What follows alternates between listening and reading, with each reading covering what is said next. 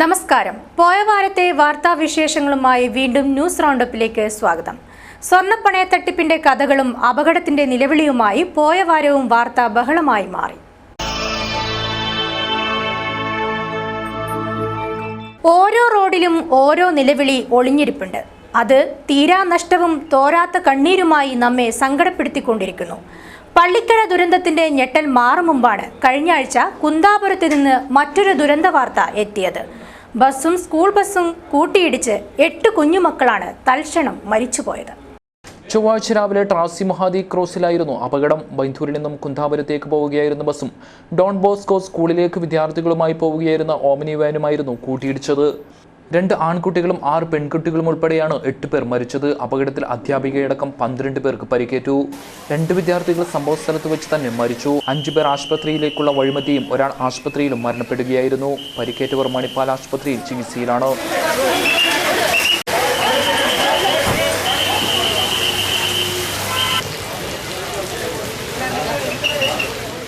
എത്ര അപകടം കൺമുന്നിൽ കണ്ടാലും എത്ര ബോധവൽക്കരണം നടത്തിയാലും നടു റോഡിലെത്തുമ്പോൾ നമ്മൾ എല്ലാം മറക്കുന്നു.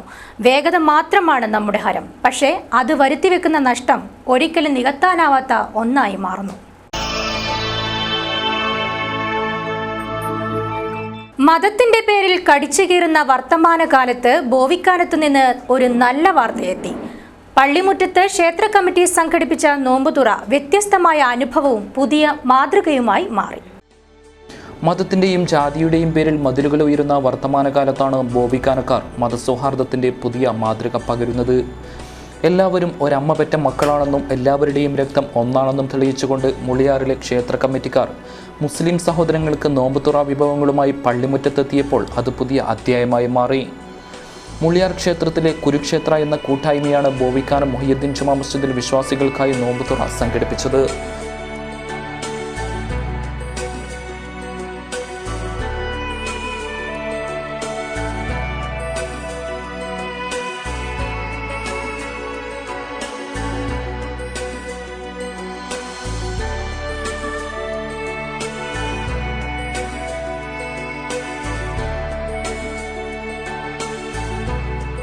ഇത് തികച്ചും ഒരു സന്തോഷമുള്ളൊരു സിറ്റുവേഷനാണ്. കാരണം ഇതുവരെ ഒരു ഇഫ്താർ ഇങ്ങനെയൊരു നമ്മുടെ നാട്ടിൽ നടന്ന് ഞാൻ കണ്ടിട്ടില്ല. ഇതൊരു ആദ്യത്തെ ഒരു സംരംഭമാണെന്ന് ഞാൻ വിശ്വസിക്കുന്നു. ഇപ്പോൾ മുളിയാർ കുരുക്ഷേത്ര ടീമിൻ്റെ കൂട്ടായ്മയുടെ ഭാഗമായി നമ്മൾ നടത്തുകയാണ്. ഒരു മതത്തിൻ്റെയോ ജാതിയുടെയോ ഒരു മതിൽക്കെട്ടുകളില്ലാതെ വളരെ സന്തോഷപൂർണ്ണമായ ഒരു വസ്തു. ഞാൻ നോമ്പ് നോറ്റ മുസ്ലിമിന്റെ വിശ്വാസത്തെ ബഹുമാനിച്ചുകൊണ്ട് ഹൈന്ദവ സഹോദരങ്ങൾ അഭിവാദ്യങ്ങളുമായി അരികിലെത്തിയപ്പോൾ പള്ളിയിലൊത്തുകൂടിയവർ ഹൃദയത്തിലേക്കാണ് അവരെ സ്വീകരിച്ചത്. ജുമാ മസ്ജിദിൻ്റെ അടുത്ത് ഞങ്ങൾ ഒരു ഇഫ്താർ നടത്തുകയാണ്, സമൂഹ നോമ്പുതുറ. അത് നമ്മുടെ മുളിയാറിലെ കുരുക്ഷേത്രം എന്നറിയപ്പെടുന്ന ഒരു ഹൈന്ദവ കൂട്ടായ്മയാണ് ഈ ജുമാ മസ്ജിദിൻ്റെ ഒരു നോമ്പുതുറയുമായി വന്നത്. അത് ഞങ്ങൾക്ക് ഏറ്റവും മുളിയാർ ജനങ്ങളെ സംബന്ധിച്ചിടത്തോളം ഞങ്ങളുടെ സൗഹാർദ്ദവും അതുപോലെ തന്നെ ഞങ്ങളുടെ ഐക്യവും സ്നേഹവും ഊട്ടിയുറപ്പിക്കുന്നതിന് വേണ്ടിയുള്ള ഒരു പരിപാടിയായിട്ടാണ് ഞങ്ങൾ കാണുന്നത്. സമൂഹത്തിൻ്റെ നാനാതുറകളിൽപ്പെട്ട ആയിരങ്ങളാണ് സംഗമത്തിൽ ഒത്തുകൂടിയത്. മതസൗഹാർദ്ദത്തിൻ്റെ പുതിയ മാനങ്ങളെക്കുറിച്ച് സംഗമത്തിൽ എത്തിയവർ വാതോരാതെ സംസാരിച്ചു. ആദൂർ എസ്.ഐ. സന്തോഷ് കുമാർ പരിപാടി ഉദ്ഘാടനം ചെയ്തു.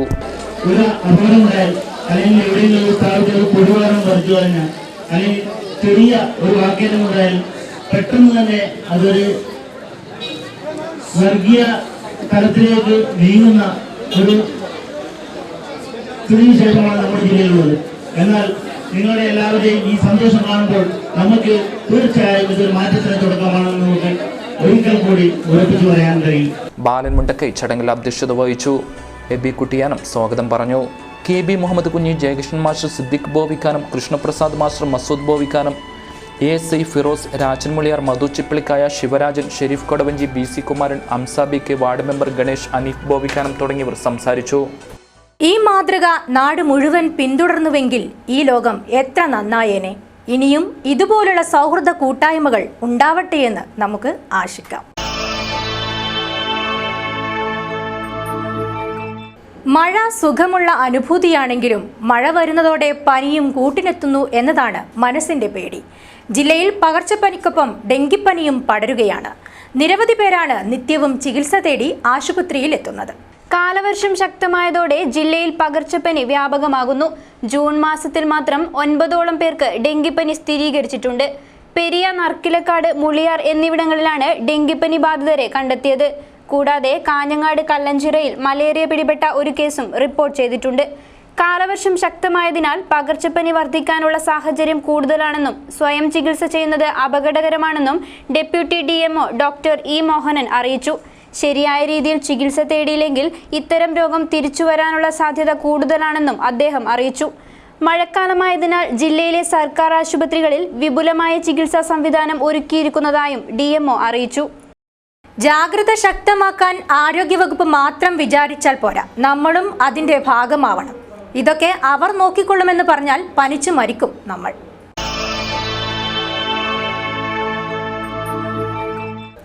ലോകം മൊത്തം സമാധാനത്തിലേക്ക് പോയാലും നമ്മുടെ KSRTCയും മണൽ ലോറിയും മാത്രം നാടിന് സമാധാനം തരില്ല. കൊലവിളിച്ചുകൊണ്ടാണ് ഈ 2 വാഹനങ്ങളും നിരത്തിലൂടെ ചീറിപ്പായുന്നത്. അത്തരത്തിലൊരു മണൽ ലോറിയാണ് കഴിഞ്ഞ ആഴ്ച മഞ്ചേശ്വരത്ത് വെച്ച് ഒരു യുവ പണ്ഡിതനെ തട്ടിത്തെറിപ്പിച്ചത്. മച്ചമ്പാടി സ്വദേശിയായ അബ്ദുൾ റസാഖ് ഉച്ചയ്ക്ക് പള്ളിയിലേക്ക് പോകുമ്പോൾ അമിത വേഗത്തിൽ വന്ന മണൽ ലോറി ഇടിക്കുകയായിരുന്നു. ഇടിയുടെ ആഘാതത്തിൽ അബ്ദുൾ റസാഖ് മുസ്ലിയാർ തത്സമയം മരിച്ചു. ബുധനാഴ്ച ഉച്ചയോടെ ഹൊസങ്കടി കടമ്പാറിനടുത്തായിരുന്നു അപകടം. മണൽ ലോറികളുടെ മരണപ്പാച്ചിലിനെതിരെ നേരത്തെ തന്നെ പ്രതിഷേധമുണ്ടായിരുന്നു. മച്ചമ്പാടിയിലെ അബ്ബാസ് മൗലവിയുടെ മകനാണ് മരിച്ച അബ്ദുൾ റസാഖ് മുസ്ലിയാർ. റസാഖ് മുസ്ലിയാരുടെ മരണം നാടിനെ കണ്ണീരിലാഴ്ത്തി. വളയം കയ്യിൽ കിട്ടുമ്പോൾ നമ്മൾ ഒരു നല്ല ഡ്രൈവറായാൽ മാത്രം പോരാ, ഒരു നല്ല മനുഷ്യനാവാനും നമുക്ക് കഴിയണം. ആരധികാരത്തിലെത്തിയാലും കോരന് കഞ്ഞി കുമ്പിളിൽ തന്നെ. ഇന്ധനവില നിത്യവും വർദ്ധിച്ചുകൊണ്ടിരിക്കുന്നു. അതിന്റെ ഫലമായി നിത്യോപയോഗ സാധനങ്ങളുടെ വില കുതിച്ചുയരുകയും ചെയ്യുന്നു. ഇന്ധനവില നിരന്തരം വർദ്ധിപ്പിക്കുന്ന സാഹചര്യത്തിലാണ് വില വർധനവിനെതിരെ ശക്തമായ സമര പരിപാടികൾക്ക് കോൺഗ്രസ് നേതൃത്വം നൽകിയത്. ഇതിന്റെ ഭാഗമായി കാസർഗോഡ് പോസ്റ്റ് ഓഫീസിലേക്ക് കോൺഗ്രസ് പ്രവർത്തകർ മാർച്ച് സംഘടിപ്പിച്ചു. പരിപാടി KPCC general secretary K Neelakandan ഉദ്ഘാടനം ചെയ്തു. ഒരു ബാരൽ ക്രൂഡ് ഓയിലിന് $45 കുറഞ്ഞിരിക്കുകയാണ്. കഴിഞ്ഞ UPA ഗവൺമെന്റ് കാലഘട്ടത്തിൽ $110 ഉണ്ടായിരുന്ന ക്രൂഡ് ഓയിലിന് ഇന്ന് 45 രൂപയായി കുറഞ്ഞിട്ട് പോലും അതിൻ്റെ നിരക്കനുസരിച്ചുകൊണ്ട് അതിൻ്റെ വില കുറയ്ക്കുവാനുള്ള ഒരു നടപടിയും കേന്ദ്ര ഗവൺമെന്റ് ഭാഗത്ത് ഉണ്ടായിട്ടില്ല. ഇതിൽ മാത്രമല്ല, കേന്ദ്ര ഗവൺമെന്റ് ദിവസങ്ങൾ ആഴ്ചകൾ തോറും വില കൂട്ടിക്കൊണ്ട് സാധാരണ ജനങ്ങളെ ബുദ്ധിമുട്ടിലാക്കുന്ന രൂപത്തിലുള്ള നയപരിപാടികൾ മുന്നോട്ട് പോവുകയാണ്. Congress block president K Khalid അധ്യക്ഷത വഹിച്ചു. PA അഷ്റഫ് അലി, ബാലകൃഷ്ണ വോർക്കുഡ്ലു, EA ഇസ്മായിൽ എന്നിവർ സംസാരിച്ചു. ഓരോ വിലവർധന വാർത്ത പുറത്തു വരുമ്പോഴും വലിയ പ്രതിഷേധങ്ങൾ ഉയരുന്നു. ഇതൊക്കെ ആര് കേൾക്കാൻ?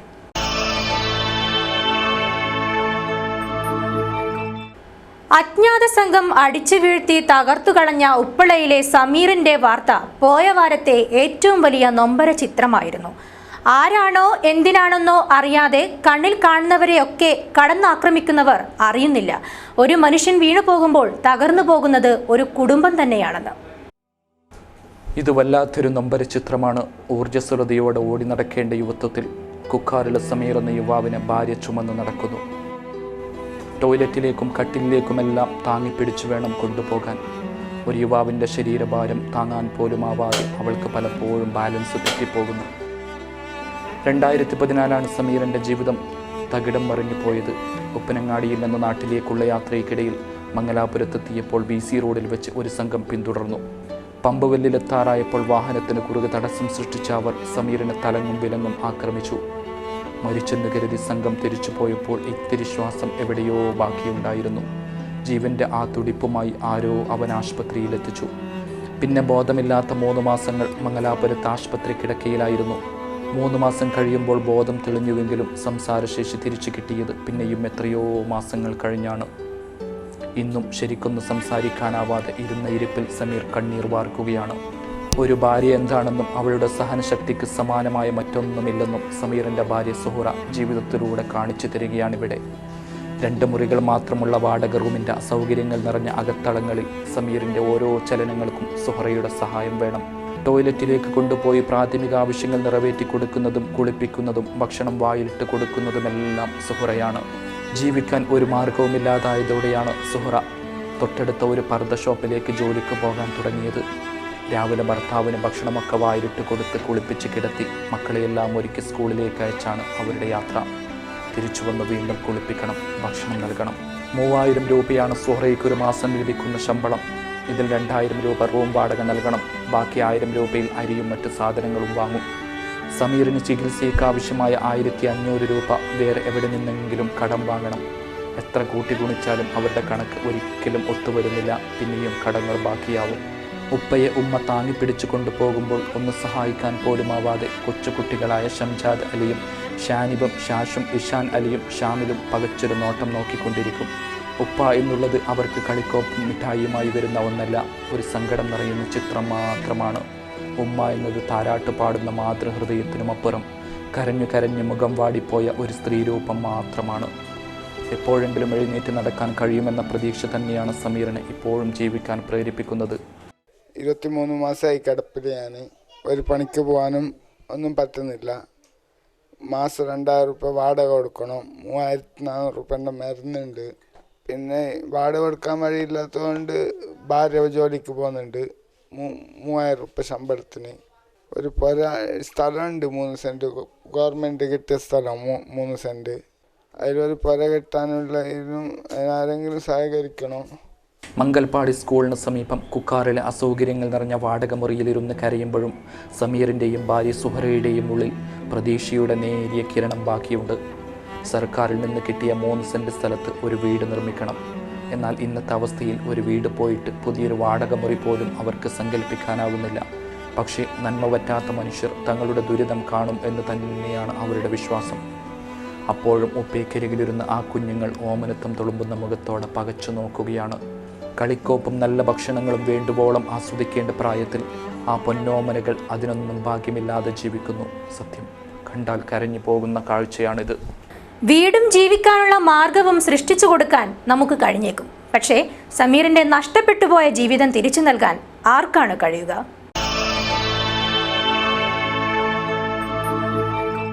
ഓരോ വികസന പദ്ധതികളും പലരുടെയും കണ്ണീരിന്റെ കൂടി കഥയാണ്.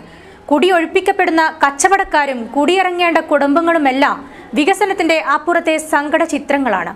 വികസനം കൊതിക്കുമ്പോഴും നഷ്ടപ്പെട്ടു പോകുന്ന കിടപ്പാടങ്ങളെയും ജീവിതോപാധിയെയും ഓർത്ത് അവർ കരയുകയാവും. ദേശീയപാത വികസനവുമായി ബന്ധപ്പെട്ടുള്ള ആശങ്ക അകറ്റണമെന്നാണ് അവർ ആവശ്യപ്പെടുന്നത്. ദേശീയപാത 30 മീറ്ററായി വർദ്ധിപ്പിക്കുമ്പോൾ പുനരധിവാസം ഉറപ്പാക്കണമെന്നുമാണ് കാസർഗോഡ് ചേർന്ന യോഗത്തിൽ ആവശ്യപ്പെട്ടത്. ആവശ്യം പരിഗണിച്ചില്ലെങ്കിൽ ശക്തമായ സമരപരിപാടികൾക്ക് നേതൃത്വം നൽകുമെന്ന് യോഗം മുന്നറിയിപ്പ് നൽകി. ദേശീയപാത അതോറിറ്റിയുടെയോ സർക്കാരിന്റെയോ BOT ലോബികളുടെയും ആകുന്നില്ല. അത് നമ്മൾ തന്നെയാണ് തീരുമാനിക്കുന്നത്. നമ്മുടെ ഭൂമി ആരുടെ കയ്യിലിരിക്കണമെന്ന്. 10 വർഷത്തിലേറെയായി നമ്മുടെ വീടുകളിൽ തന്നെ നമ്മൾ താമസിക്കുന്നു എന്നുള്ളതാണ് നമ്മുടെ സമരത്തിന്റെ വിജയം. അല്ലെങ്കിൽ സർക്കാർ വലിച്ചെറിഞ്ഞ പൊന്നുമല എന്ന് പറയുന്ന ചില നക്കാപ്പിച്ചകൾ പ്രോജക്ട് റിപ്പോർട്ട് അനുസരിച്ച് 22,000 രൂപയും കയ്യിൽ പറ്റി നമ്മുടെ സംസ്ഥാനത്തിന്റെ ഏതെങ്കിലും ഒരു കോണിൽ പോയി അഭയാർത്ഥികളെ പോലെ താമസിക്കേണ്ടിരുന്ന നമ്മൾ ഇന്നും നമ്മുടെ സ്വന്തം വീട്ടിൽ താമസിക്കുന്നു എന്നുള്ളത് നമ്മുടെ സമരത്തിന്റെ നേട്ടമാണ്. Action committee chairman B Shafi Haji അധ്യക്ഷത വഹിച്ചു. CK ശിവദാസൻ ഉദ്ഘാടനം ചെയ്തു. KK സുരേഷ്, പവിത്രൻ, വിശ്വാസ് പള്ളിക്കര, ജാഫർ ഏരിയാൽ, സലാം ഹാജി, സാമുവൽ, അബ്ദുൽ ഖാദർ ചട്ടഞ്ചാൽ എന്നിവർ സംസാരിച്ചു. ആർക്കും ബുദ്ധിമുട്ടില്ലാത്തൊരു പാതയാവട്ടെ നമുക്ക് മുന്നിൽ ഒരുങ്ങുന്നതെന്ന് നമുക്ക് ആശിക്കാം. മദ്യം കുടിക്കുന്നത് മാത്രമല്ല, മദ്യം വിൽക്കുന്നതും നാടിൻ്റെ ശാപമാണ്. ഒരു മദ്യഷാപ്പും അഴകുള്ള കാഴ്ചയല്ല. അതുകൊണ്ടാണ് ഓരോ മദ്യഷാപ്പ് വരുമ്പോഴും അവിടെ എതിർപ്പ് ഉയരുന്നത്. അണങ്കൂരിലെ മദ്യഷാപ്പിനെതിരെ നാട്ടുകാർ വീണ്ടും രംഗത്തെത്തിയിരിക്കുന്നു. ആരാധനാലയങ്ങളും നിരവധി സ്ഥാപനങ്ങളും സ്ഥിതി ചെയ്യുന്ന അണങ്കൂർ പഴയ റോഡിലെ മദ്യശാലയ്ക്ക് അനുമതി നിഷേധിക്കണമെന്നാവശ്യപ്പെട്ടാണ് നാട്ടുകാർ സംഘടിച്ചത്. മദ്യശാല വരുന്നതോടെ മദ്യപാനികളുടെ അഴിഞ്ഞാട്ടം ശക്തമാകുമെന്നും ഇത് നാടിന്റെ സമാധാന അന്തരീക്ഷം തകർക്കുമെന്നും നാട്ടുകാർ ആരോപിക്കുന്നു. മദ്യവിരോധ കമ്മിറ്റി കൺവീനർ സതീശൻ അധ്യക്ഷത വഹിച്ചു. രവീഷ് തന്ത്രി കുണ്ടാർ, P രമേശ്, ഗോപാൽ ഷെട്ടി, ಶಂಕರನ್, ಜಾನಗಿ, ಜಯಂತ್ ಕುಮಾರ್, ಭರತ್ ಶೆಟ್ಟಿ എന്നിവർ സംസാരിച്ചു. ಆರ್ಥಿಕವಾಗಿ ಸಂಪತ್ತನ್ನು ಹೊಂದಬೇಕು ಅಂತ ಪ್ರಯತ್ನಿಸುವವರು ತುಂಬ ಜನ ಇದ್ದಾರೆ. ಅಂಥ ಕೆಲವು ಶಕ್ತಿಗಳಿಂದಲಾಗಿ ಈ ರೀತಿಯ ಒಂದು ಚಟುವಟಿಕೆಗಳು ನಡೀತಾ ಇದೆ. ನನ್ನ ಅಭಿಪ್ರಾಯದಲ್ಲಿ ನೀವು ಬೇರೆ ಬೇರೆ ಜಾತಿಯವರು ಇರ್ಬೋದು, ಬೇರೆ ಬೇರೆ ರಾಜಕೀಯದವರು ಇರ್ಬೋದು, ಬೇರೆ ಬೇರೆ ಮತದವರು ಇರ್ಬೋದು, ಆದರೆ ಎಲ್ಲ ಕೊನೆಗೆ ಇರುವಂಥದ್ದು ನಾವೆಲ್ಲ ಒಂದು ಶಾಂತಯುತವಾಗಿರುವಂಥ ಕುಟುಂಬ ಜೀವನವನ್ನು ಅನುಸರಿಸಿಕೊಂಡು ಬರ್ತಾ ಇದ್ದೇವೆ. ಈ ಕುಟುಂಬ ಜೀವನಕ್ಕೆ ಮಾರಕವಾಗುವಂಥ ಯಾವುದೇ ವ್ಯವಸ್ಥೆಗಳು ಬರುವುದಿದ್ದರೂ ಕೂಡ ಆ ವ್ಯವಸ್ಥೆಯನ್ನು ಎದುರಿಸಲಿಕ್ಕೆ ಇಂಥವ್ರು ಜವಾಬ್ದಾರ ಅಂತ ನೋಡಲಿಕ್ಕಿಲ್ಲ, ನಾವೆಲ್ಲರೂ ಕೂಡ ಜವಾಬ್ದಾರರು. മദ്യം കുടിക്കുന്നവരും വിൽക്കുന്നവരും അറിയുന്നില്ല. അതുവഴി തകർന്നു പോകുന്ന കുടുംബങ്ങളെക്കുറിച്ചും നാടിന്റെ സമാധാനത്തെക്കുറിച്ചും.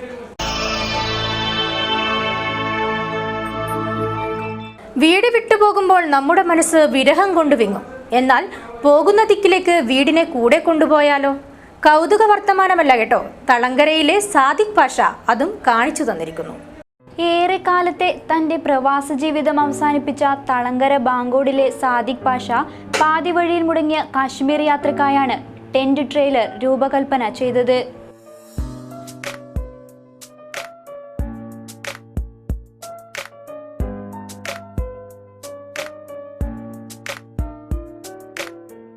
വിദേശ രാജ്യങ്ങളിൽ മാത്രം കണ്ടുപരിചയമുള്ള ട്രെയിലർ 8 ലക്ഷം രൂപ ചിലവിലാണ് നിർമ്മിച്ചത്. ട്രെയിലർ വിടർത്തിയാൽ 5 പേർക്ക് ഇതിനകത്ത് സുഖമായി കിടന്നുറങ്ങാം. ശീതീകരിച്ച മുറിക്കകത്ത് ഭക്ഷണം പാചകം ചെയ്യാനുള്ള സൗകര്യം, ശുചിമുറിയും എന്തിനേറെ ടെലിവിഷൻ വരെ ഒരുക്കിയിട്ടുണ്ട്.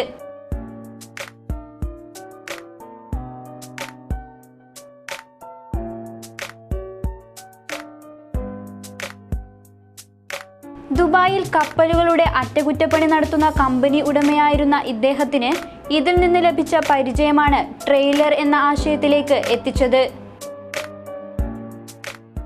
ശരിക്കും ഞാനൊരു യാത്ര ചെയ്യുന്നൊരു വ്യക്തിയാണ്. ഒരുപാട് സ്ഥലങ്ങൾ കറങ്ങാൻ ആഗ്രഹിക്കുന്ന ഒരാളാണ്. ഇന്ത്യ മൊത്തം കറങ്ങണമെന്നുള്ളൊരു ആഗ്രഹം, വില്ലേജസ് കറങ്ങണമെന്നാണ് അതിൽ എസ്പെഷ്യലി ഒരു ആഗ്രഹം. അപ്പോൾ വില്ലേജസിൽ പോകുമ്പോൾ നമുക്ക് റൂം ഒരിക്കലും കിട്ടാനുള്ള ബുദ്ധിമുട്ടുണ്ട്. ഇതിനു മുമ്പ് ഒരുപാട് അനുഭവിച്ചതാണ്. അപ്പോൾ അന്ന് ഒരു ഐഡിയ തോന്നിയതാണ് ഇങ്ങനെ ചെയ്താൽ എന്ത് എന്നുള്ളത്. അപ്പോൾ വണ്ടിയിൽ നോക്കി അത് പറ്റത്തില്ല. അപ്പോൾ ഒരു സെപ്പറേഷനിൽ വന്ന് ഒരു ട്രെയിലറായിട്ട് ഉപയോഗിച്ചു. അപ്പോൾ വിദേശത്തിലുള്ള ഇത് ശരിക്കും ഉണ്ട്. അപ്പോൾ അന്ന് അങ്ങനെ തോന്നി. ഇപ്പോൾ ശരിക്കും 1.5 വർഷം കൊണ്ട് അത് പൂർത്തിയാക്കിയെന്നാണ് എൻ്റെ വിശ്വാസം. 1000 കിലോ വരെ ഭാരം താങ്ങാവുന്ന ട്രെയിലർ ഘടിപ്പിച്ച വാഹനത്തിന് 100 കിലോമീറ്റർ വേഗത്തിൽ സഞ്ചരിക്കാനാകും. റംസാൻ നോമ്പിനു ശേഷം സുഹൃത്തുക്കൾക്കൊപ്പം ഇന്ത്യ പര്യടനത്തിനൊരുങ്ങുകയാണ് സാദിഖ് പാഷ.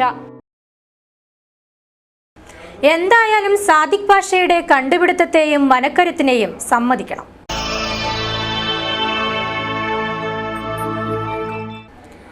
കുഞ്ഞുനാളിൽ ശീലിച്ചെടുക്കുന്ന നല്ല സ്വഭാവമാണ് പിന്നീടുള്ള ജീവിതത്തിൽ നമ്മെ നല്ല മനുഷ്യരാക്കി തീർക്കുന്നത്.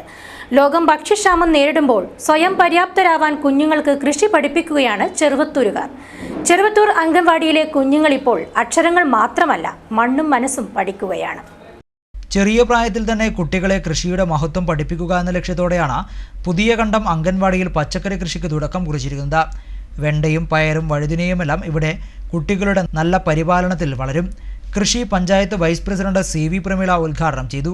ഇവിടുത്തെ അമ്മമാർ ഇങ്ങനെയൊരു കൂട്ടായ്മയിലൂടെ പച്ചക്കറി നടാൻ തീരുമാനിച്ചിരിക്കുന്നത് നമ്മുടെ പഞ്ചായത്തിലെ മുഴുവൻ അംഗൻവാടിക്കും ഒരു മാതൃകയാവണം. നല്ല രീതിയിൽ ഇതിൻ്റെ വളർച്ചയും. മാധവി കൃഷ്ണൻ അധ്യക്ഷത വഹിച്ചു.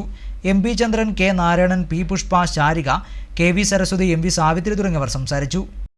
മണ്ണിനെ മനസ്സിലാക്കുമ്പോൾ നമുക്ക് ലോകത്തെ തന്നെ മനസ്സിലാക്കാൻ കഴിയും.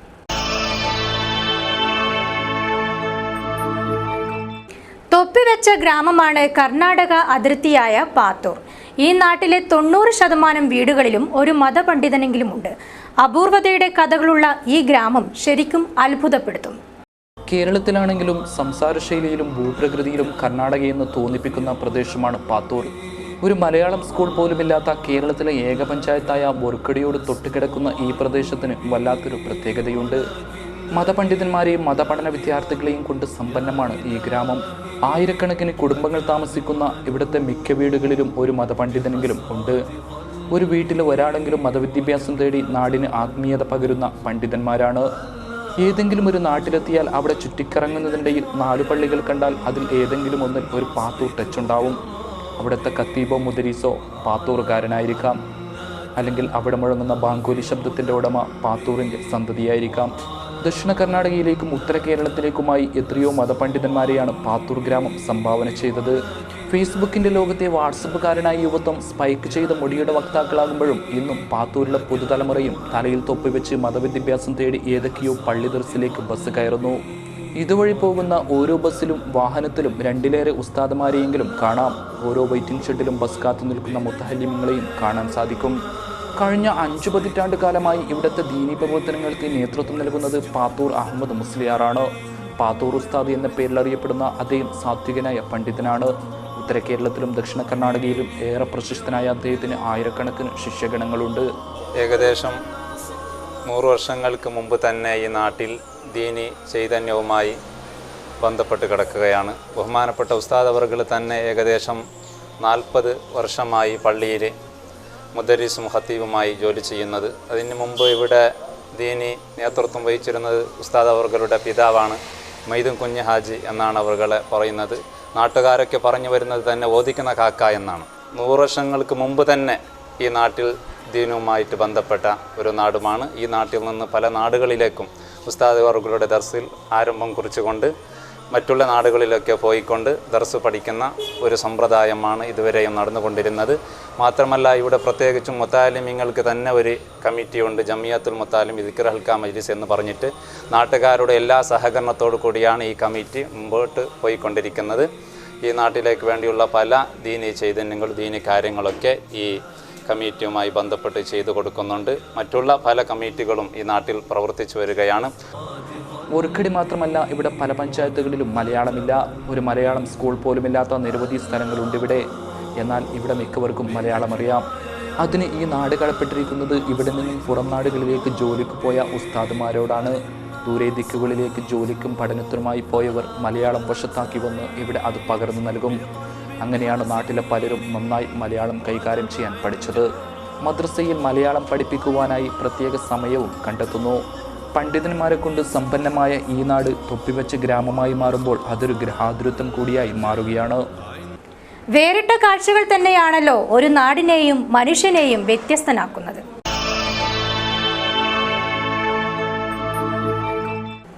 വീക്ക്ലി ന്യൂസ് റൗണ്ടപ്പ് ഇവിടെ പൂർണ്ണമാകുന്നു. വീണ്ടും അടുത്ത ആഴ്ച കാണാം. നമസ്കാരം.